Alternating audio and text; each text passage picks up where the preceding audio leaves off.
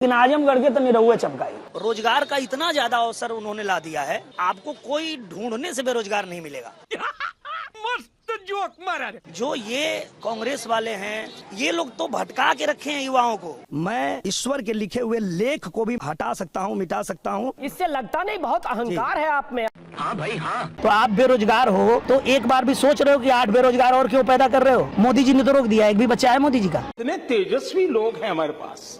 अगर आप हार गए तो मुझे हराने वाला कोई पैदा नहीं हुआ। आजमगढ़ में दिनेश निरहुआ की हार। चलो भाई।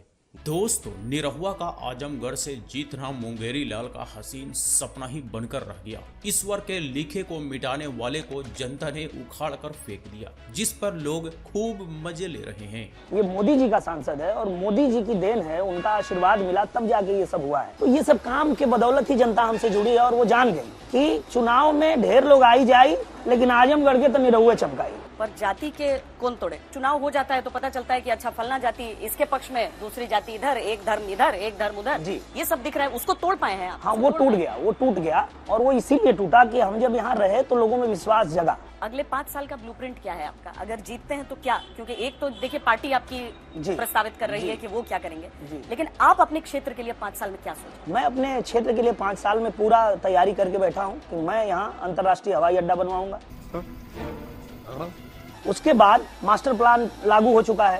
युवाओं का जो मुद्दा है, हर जगह जाते हैं तो वहाँ पर रोजगार, पेपर लीक, ऐसी चीजें कही जाती हैं। आजमगढ़ के युवाओं को आप आश्वस्त कर पाते हैं? हाँ, क्योंकि देखिए मोदी जी ही एक ऐसे प्रधानमंत्री हैं जो रोजगार का इतना ज्यादा अवसर उन्होंने ला दिया है कि ये जो विकसित राष्ट्र की बात हो रही है वो यही बात है कि मतलब आपको कोई ढूंढने से बेरोजगार नहीं मिलेगा।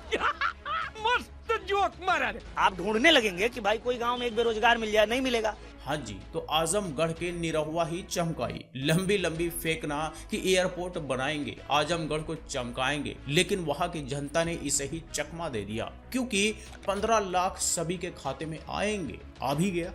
2 करोड़ जॉब्स हर साल मिलेंगे, मिल भी गया।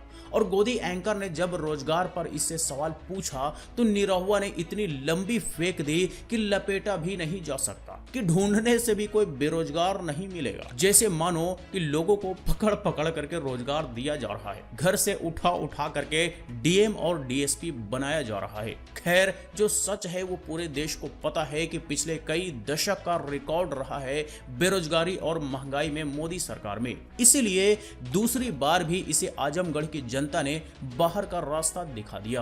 और स्वरोजगार की बात कर रहे हैं? बिल्कुल, क्योंकि वही रोजगार तो वही होता है मैम। जो ये कांग्रेस वाले हैं, ये लोग तो भटका के रखे हैं युवाओं को। वो उनको बताया है कि सरकारी नौकरी ही सिर्फ रोजगार है। वाह बेटा, लगता है तुम गू खा के ही मानोगे। आप बेरोजगार हो तो एक बार भी सोच रहे हो कि 8 बेरोजगार और क्यों पैदा कर रहे हो? मोदी जी ने तो रोक दिया, एक भी बच्चा है मोदी जी का। यही नहीं, अभी और सुनिए।